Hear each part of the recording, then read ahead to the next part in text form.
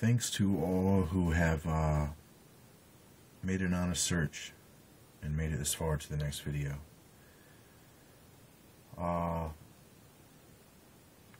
You're probably seeing some of the most important, easy to understand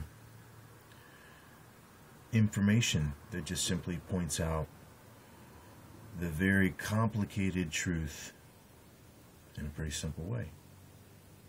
Even to where the symbols lock in and we have nothing contrary to the understanding here.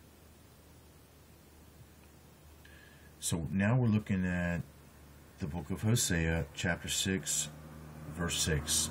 Another double. Remember, Revelation chapter 13, verse 13 was concerning this fire that was going to be called down from heaven. Now you have to understand that Hosea's whole vision here in these chapters is really concerning Israel, but I think no less than 15 times does he refer to Israel as Ephraim. And it's not because he's confused. Ephraim has been given the name Israel by Jacob himself. Ephraim is Israel, northern Israel. Ephraim's the leader of northern Israel. So what we see for the prophecy of Israel in the last days, just exactly out of Jacob's mouth in chapter 48 and 49 of Genesis, is for the blessings of all of Israel to be put atop of Ephraim's head. Biblical fact. Nobody can challenge that. Nobody can prove that wrong. And I just have to state it that way so that I can get people to see and understand that what we're talking about is very real. So if all of the blessings, the prophetic blessings of Ephraim are to be fulfilled on Ephraim, well, we see that Ephraim is the one that is now fulfilling all of the prophecies of Israel concerning the kingship of the last days, the elect, the exalted, by Jacob's own words. Okay? That's a fact.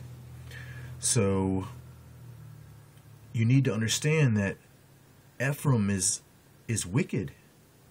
And it's strange that Jacob would exalt Ephraim as the bearer of all the prophetic blessings of Israel in the last day.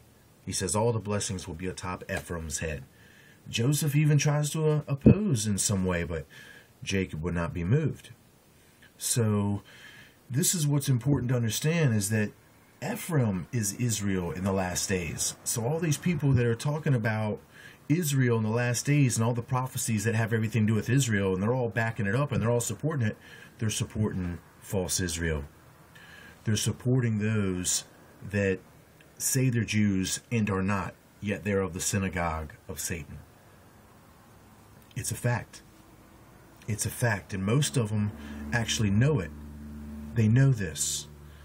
But they don't want you to know it. And they keep having to steer you in the wrong direction. They keep having to promote this Yahweh much, much more before they promote Jesus. And then they just kind of add a little Jesus in there because they have to, because it's in the scriptures. So let's see that these are the words that Jesus is speaking to the prophet Hosea in ancient times as the Spirit of truth. It's going to be the very same words that Jesus is asking us to figure out in Matthew.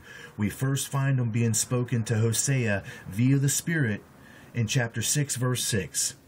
And it says, "For I desired mercy and not sacrifice, and the knowledge of God more than burnt offerings. But they, like men, have transgressed the covenant. There they dealt treacherously against me." You see what he's talking about there? He says they like men. He's talking about somebody that is not entirely a normal man. Who has transgressed this covenant? Well, it would be the sons of God. I'll be back.